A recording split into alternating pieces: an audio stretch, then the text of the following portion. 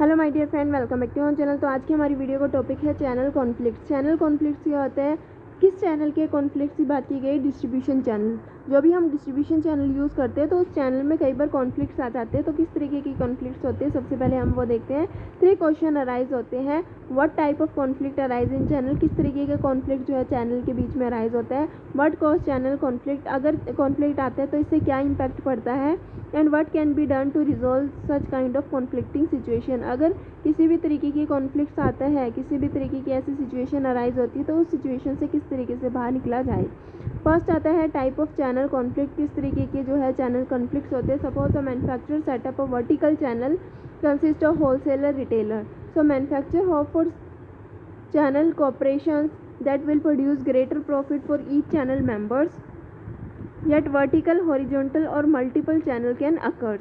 ठीक है, तो यहाँ पे क्या कहा गया कि टाइप्स ऑफ चैनल कॉन्फ्लिक्ट इस तरीके के चैनल होते हैं। एक हमारा हॉरिजॉन्टल चैनल होता है, हमारा मल्टीपल चैनल होता है, वर्टिकल चैनल होते हैं। तो इस तरीके की चैनल होते हैं। तो एक मैन्युफैक्चरर ये चाहता है कि अगर वर्टिकल चैनल की बात करते हैं तो वर्टिकल चैनल क्या होता है, मैन्युफैक्चरर या प्रोड्यूसर, उसके बाद आता है हमारा होलसेलर, इसके बाद आता है retailer and then are customers. तो ये क्या है, एक तरीके से वर्टिकल चैनल है। और मैन्युफैक्चरर ये चाहते हैं कि जितने भी लोग इस चैनल के अंदर इंक्लूड है, हर कोई जो है वो अच्छा अमाउंट ऑफ प्रॉफिट अर्न करे और एक दूसरे के साथ कॉर्पोरेट करे।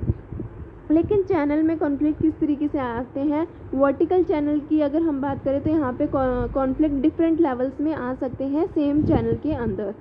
सेम चैनल क्या है, प्रोड्यूसर या मैन्युफैक्चरर, इसके बाद आता है होलसेलर, रिटेलर, एजेंट, ये सारे आते हैं। ठीक है, तो ये वर्टिकल चैनल है जब डिफरेंट लेवल्स के बीच में क्या होता है, किसी भी तरीके का कॉन्फ्लिक्ट्स अराइज होता है, that is known as vertical channel conflicts. अब सेकंड आता है हमारा हॉरिजॉन्टल चैनल कॉन्फ्लिक्ट्स। इसके अंदर आता है it involve conflicts between member at the same level with in the channel. एक चैनल के अंदर सेम लेवल पे जब कॉन्फ्लिक्ट्स अराइज होता है, जैसे कि होलसेलर के बीच में कॉन्फ्लिक्ट्स अराइज हो जाना, रिटेलर्स के बीच में कॉन्फ्लिक्ट्स अराइज हो जाना, तो ये आता है हमारा horizontal channel conflict. Some pizza franchisee complain about the other pizza franchises cheating on ingredients, providing poor services and hurting the overall pizza image। मान लो एक कंपनी ने क्या किया, अपनी फ्रेंचाइजी दी हुई है डिफरेंट प्लेसेस पे। ठीक है, तो एक जो फ्रेंचाइज़र है उसको पता चल गया कि दूसरी जो फ्रेंचाइजी कंपनी है वो क्या कर रही है, अच्छी क्वालिटी के जो पिज़्ज़ा है वो कस्टमर को ऑफ़र नहीं कर रही है, जिसकी वजह से उस ब्रांड की इमेज डाउन हो रही है। तो इसके रिगार्डिंग एक फ्रेंचाइजी कंपनी दूसरी फ्रेंचाइजी कंपनी के बारे में अगर कंप्लेन करती है आगे कंपनीज़ को, तो इसको हम बोलते हैं हॉरिजॉन्टल चैनल कॉन्फ्लिक्ट्स। इसके बाद आता है क्योंकि दोनों ही franchisee at a same level काम कर रही है, तो इसको हम बोल रहे हैं हॉरिजॉन्टल चैनल कॉन्फ्लिक्ट्स। उसके बाद आता है हमारा multiple channel conflicts. It exist when the manufacturer has establish 2 और more channel that sell the same market. जब एक मैन्युफैक्चरर ने एक सिंगल चैनल का यूज़ ना करके बहुत सारे चैनल्स का यूज़ किया, मल्टीपल चैनल्स का यूज़ किया है अपने प्रोडक्ट को मार्केट में सेल करने के लिए, सेम मार्केट में सेल करने के लिए, तो उन चैनल के बीच में अगर कहीं पे किसी भी तरीके का कॉन्फ्लिक्ट अराइज हो जाता है तो उसको हम बोलते हैं multiple channel conflicts. So it is likely to especially intense when members of one channel get a lower price or worked with a lower margin. Yet adding an e-commerce channel create a threat of a discourage from the retailer, brokers, agents and other intermediaries। तो यहाँ पे यही कहा गया है कि मान लो अगर एक कंपनी जो है, एक मैन्युफैक्चरिंग कंपनी एक चैनल को तो जो है वो लोअर प्राइस में प्रॉफिट जो है वो लोअर प्राइस में क्या कर रही है, प्रोडक्ट्स अवेलेबल करा रही है। ठीक है, लोअर प्राइस में किसको, जो लार्ज क्वांटिटी में गुड्स को परचेज कर रहा है उनको तो कम प्राइस में दे रही है। ठीक है, लेकिन दूसरे चैनल को ज़्यादा प्राइस में दे रही है क्योंकि वो लार्जर क्वांटिटी में मे भी नहीं परचेज कर रहे हैं। ठीक है, तो इसकी वजह से क्या हुआ, तो एक का जो प्रॉफिट मार्जिन है वो कम और एक का प्रॉफिट मार्जिन ज़्यादा है। जिसको कम प्राइस में गुड्स अवेलेबल हो रहा है वो आगे भी उस हिसाब से सेल कर सकता है। ठीक है, Yet adding an e-commerce channel create a threat of discourage from the retailer। अगर ही ई-कॉमर्स चैनल को हम ऐड ऑन कर रहे हैं, ठीक है, अमेज़न का हम यूज़ कर रहे हैं, मीशो का हम यूज़ कर रहे हैं, ठीक है, बहुत सारी एप्लीकेशन का ई-कॉमर्स साइट्स का हम यूज़ कर रहे हैं अपने प्रोडक्ट को सेल करने के लिए। तो इससे क्या होगा कि जो हमारे इंटरमीडिएटरीज है, जैसे कि हमारे रिटेलर्स हो गए, ब्रोकर्स हो गए, एजेंट्स हो गए, इनके अंदर क्या आ जाएगा, डिस्करेज आ जाएगा। ठीक है, retailer were angered when Mattel decide to sell Barbie through internet। The question is how to sell both through intermediaries and online. अब यहाँ पे क्वेश्चन अराइज आता है इस कंपनी के लिए कि किस तरीके से जो है कंपनी इंटरमीडिएटरीज के थ्रू और ऑनलाइन दोनों ही चैनल के थ्रू अपने प्रोडक्ट को सेल करे। So there are at least 3 strategy for trying to gain acceptance from intermediaries. 3 strategies का एक कंपनी यूज़ कर सकती है ताकि वो जो है इंटरमीडिएटरीज की जो एक्सेप्टेंस है उसको गेन कर सके। क्या है? 1 ऑफर डिफरेंट ब्रांड्स और प्रोडक्ट ऑन द इंटरनेट, यानी कि वो सेम प्रोडक्ट जो है वो इंटरनेट पे सेल नहीं कर रही है जो इंटरमीडिएटरीज के थ्रू सेल किया जा रहा है। डिफरेंट ब्रांड्स को या डिफरेंट प्रोडक्ट को जो है कंपनी सेल कर रही है इंटरनेट पे। सेकेंड कंपनी क्या कर सकती है? It can offer the offline partner higher commission to protection the negative impact on sale. या फिर कंपनी ये कर सकती है कि मान लो अगर सेम प्रोडक्ट जो है वो ऑनलाइन भी सेल कर रही है, ऑफलाइन भी सेल कर रही है, तो जो ऑफलाइन पार्टनर है उनको ज़्यादा से ज़्यादा कमीशन ऑफर कर सकती है ताकि वो क्या कर सके, जो नेगेटिव इम्पैक्ट होगा सेल का उससे बच सके, उससे उनको प्रोटेक्शन मिल सके। थर्ड पॉइंट, एक कंपनी क्या कर सकती है? To take orders on the website but have retailers deliver and collect payment. या फिर थर्ड पॉइंट ये कर सकती है कि ऑनलाइन भी कंपनी ने क्या किया, सेम प्रोडक्ट को ऑफर करी है, इंटरमीडिएटरीज के थ्रू भी कंपनी सेम प्रोडक्ट ऑफर कर रही है। कंपनी कस्टमर से ऑर्डर ऑनलाइन ले रही है लेकिन उस प्रोडक्ट की डिलीवरी रिटेलर्स कर रहे हैं और साथ ही साथ वो ही पेमेंट को कलेक्ट कर रहे हैं। तो इससे क्या है, दोनों का बेनिफिट है और किसी भी तरीके का कॉन्फ्लिक्ट भी अराइज नहीं होगा। तो ये सिचुएशन आ जाती है जब कॉन्फ्लिक्ट अराइज होते हैं, तो इससे बचने के लिए कंपनी 3 स्ट्रैटेजी का यूज़ कर सकती है। फर्स्ट स्ट्रैटेजी ये है कि इंटरनेट पे डिफरेंट प्रोडक्ट्स और ब्रांड्स को ऑफर कर सकती है। या फिर कंपनी अगर सेम प्रोडक्ट सेम ब्रांड को अगर ऑफर कर रही है तो जो ऑफलाइन पार्टनर्स हैं उनको ज़्यादा कमीशन दे सकती है ताकि जो नेगेटिव इम्पैक्ट पड़ने वाला है सेल्स का उससे बचा जा सके।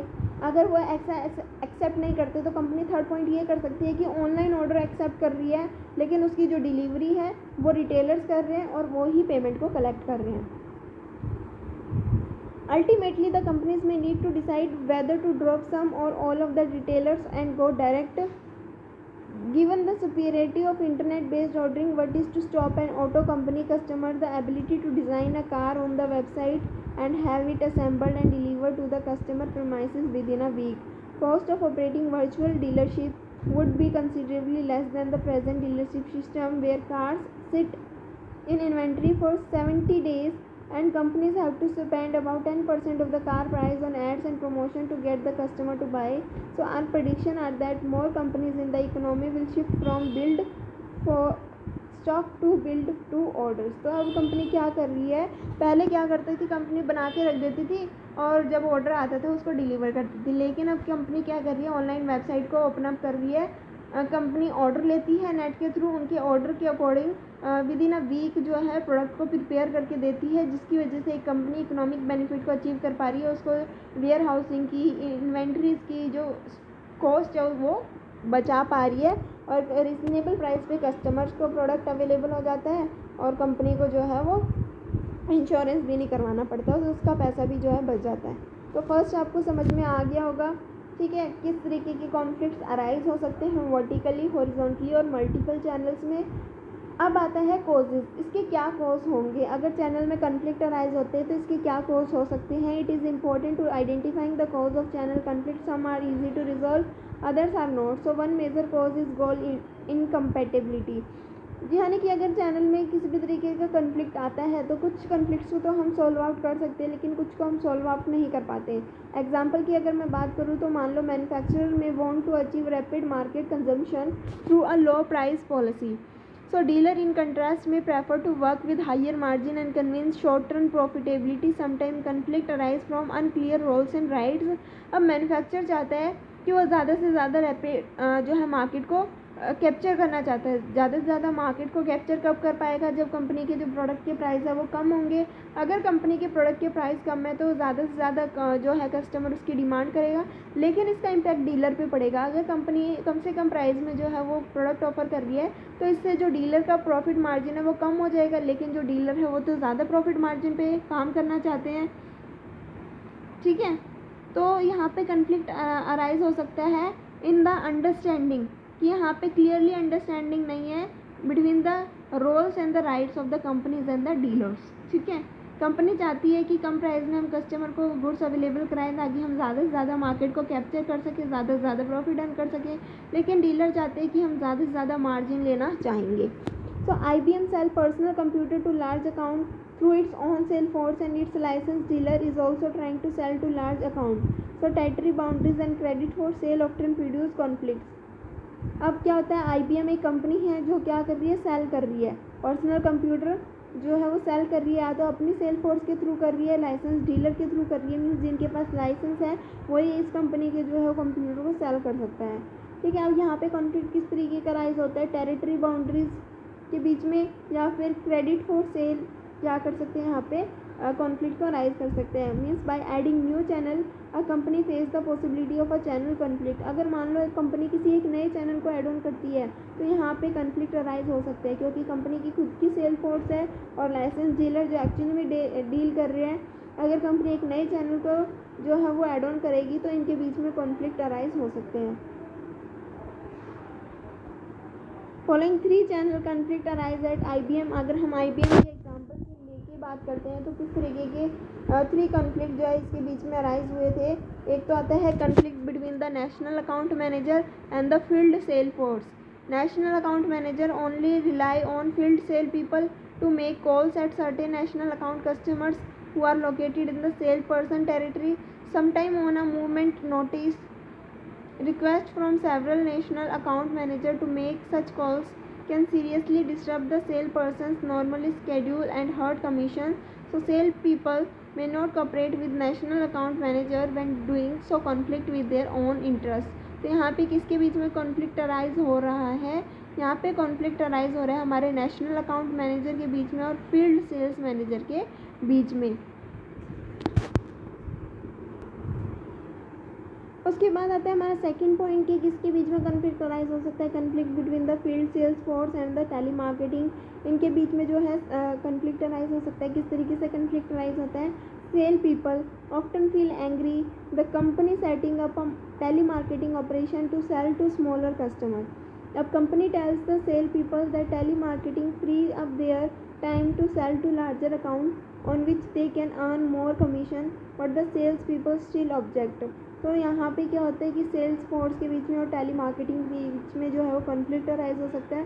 तो टेली मार्केटिंग एक्चुअली में होता क्या है, telemarketing is the direct marketing of goods और services to potential customer over the telephone, internet और फैक्स। जब टेली मार्केटिंग का हम यूज़ करते हैं तो इसके थ्रू हम जो है डायरेक्ट मार्केटिंग कर सकते हैं, डायरेक्ट कस्टमर जो है वो कंपनी को ऑर्डर दे सकता है। ठीक है, तो इसकी वजह से भी एक तरीके से जो है वो सेल फोर्स और टेली मार्केटिंग में जो है वो एक तरीके से कॉन्फ्लिक्ट अराइज होता है, क्योंकि कंपनी सेल फोर्स कहती है कि भाई हमारे थ्रू जो है प्रोडक्ट को सेल किया जाएगा, क्योंकि उनका जो मार्जिन है उस पर इम्पैक्ट पड़ता है। उसके बाद आता है थर्ड हमारा conflict between the field sale force और डीलर और फील्ड सेल फोर्स के बीच में जो है वो कॉन्फ्लिक्ट अराइज हो सकते हैं। सो किस तरीके के कॉन्फ्लिक्ट अराइज होते हैं, dealer include value added reseller, ठीक है, who buy computer from IBM and add specialized software needed the target buyers and computer retail stores which are an excellent channel for selling the small equipment to walk-in traffic and small businesses. So these dealers frequently offer specialized software installations and training, better services and even lower prices than IBM direct sales force. Direct sales force become angry when these dealers go after large account. They want IBM to refuse to sell through dealers who try to sell to large account, but IBM who lose a lot of business if it drops these successful resellers. तो यही है कि यहाँ पे जो dealer है और field sale force है उनके बीच में कन्फ्लिक्ट अराइज हो सकता है। किस तरीके से, conflict can also steam from difference in perception. इस तरीके से कन्फ्लिक्ट अराइज हो सकता है क्योंकि दोनों ही पर्सन के जो परसेप्शन में डिफरेंस हो सकता है। कन्फ्लिक्ट में arise because of the intermediary depend on the manufacturer, ठीक है, क्योंकि जो इंटरमीडिएटरीज है वो मैन्युफैक्चर पे डिपेंड है, इसकी वजह से कॉन्फ्लिक्ट अराइज हो सकता है। The fortune of exclusive dealer such as the auto dealer are profoundly affected by the manufactured product and pricing decision. Situation creates a high potential for conflict, यानी कि बहुत सारी सिचुएशन अराइज होती है जिसकी वजह से कॉन्फ्लिक्ट जो है वो अराइज हो सकता है। अगर क्वेश्चन एग्जाम में आता है तो कॉन्फ्लिक्ट्स क्या होता है उसके बारे में ही आएगा कि एक्चुअली में चैनल कॉन्फ्लिक्ट्स क्या होते हैं उसके बारे में सबसे पहले हमें 3 पॉइंट्स लिखने हैं, क्योंकि एग्ज़ाम में हम इस पॉइंट्स को पॉइंट ही मैटर करते हैं, ठीक है, उनकी ज़्यादा एक्सप्लेनेशन मैटर नहीं करती। द थिंग जो मैटर करती है वो क्या है, पॉइंट्स। तो आप 3 to 4 पेजेस में इसको लिख सकते हो। तो आपको सबसे पहले बताना है कि फर्स्ट हम लिखेंगे टाइप्स ऑफ कॉन्फ्लिक्ट, सेकंड है कॉजेज़ जिसकी वजह से कॉन्फ्लिक्ट हो रहा है, ठीक है, इसके क्या इम्पैक्ट पड़ेंगे, क्या, ठीक है। उसके बाद आता है किस तरीके से हम इन कॉन्फ्लिक्ट्स को जो है रिजॉल्व कर सकते हैं। टाइप्स ऑफ चैनल कॉन्फ्लिक्ट के बारे में हमने पढ़ लिया, वर्टिकल, हॉरिजॉन्टल और मल्टीपल चैनल, ठीक है, इनको आप जो है एक एक दो लाइन में एक्सप्लेन कर सकते हो। उसके बाद क्या कॉजेज़ होंगे चैनल कॉन्फ्लिक्ट्स के, ठीक है, तो ये भी हमने पढ़ लिया कि जो भी मेंबर्स हैं उन पे इसका इम्पैक्ट पड़ेगा, ठीक है। हो सकता है मैन्युफैक्चरर की अलग पॉलिसी है, डीलर की अलग पॉलिसी है। तो इस तरीके से हमने एक एग्जांपल लिया था IBM का। तो एग्ज़ाम में आप ये लिख सकते हो कि जो हमारी नेशनल अकाउंट मैनेजर है, फील्ड सेल्स फोर्स है, तो इन 3 पॉइंट को लिख के आना। इन 3 पॉइंट को ज़्यादा आपको एक्सप्लेन करने की ज़रूरत नहीं है। उसके बाद ये बता देना कि टेली मार्केटिंग होता क्या है, ठीक है। इसके बाद हम ये लिख सकते हैं कि जो कॉन्फ्लिक्ट्स आते हैं वो क्यों अराइज होते हैं, क्योंकि डिफरेंस इन परसेप्शन में डिफरेंस आ जाने की वजह से, ठीक है। इंटरमीडिएटरी जो है वो मैन्युफैक्चरर्स पे कम्प्लीटली डिपेंड होता है, जिसकी वजह से, क्योंकि यहाँ पे मैन्युफैक्चर जो है वो क्या करता है, प्राइसिंग डिसीजन को सेट करता है, प्रोडक्ट को मैन्युफैक्चर बनाता है। तो ओवरऑल प्रोडक्ट पे जो है वो पूरी तरीके से जो है मैन्युफैक्चर डिपेंड होता है। जो इंटरमीडिएटरीज है वो मैन्युफैक्चर पे डिपेंड होता है, जिसकी वजह से भी जो है कॉन्फ्लिक्ट्स अराइज हो जाते हैं। इसके बाद आते हैं कॉन्फ्लिक्ट्स के बारे में हमने देख लिया, लेकिन किस तरीके से हम इन कॉन्फ्लिक्ट्स को मैनेज कर सकते हैं, क्या क्या टेक्निक्स का हम यूज़ कर सकते हैं। Challenge is not to eliminate conflicts but to manage it better. Several mechanisms which can be use to effective conflict management. क्या क्या पॉइंट्स हम यूज़ कर सकते हैं। One is the adoption of superordinate goals, means this motivates them to dissolve their differences and develop a team spirit to reach a common goal। यानी कि दोनों की अलग ही परसेप्शन है।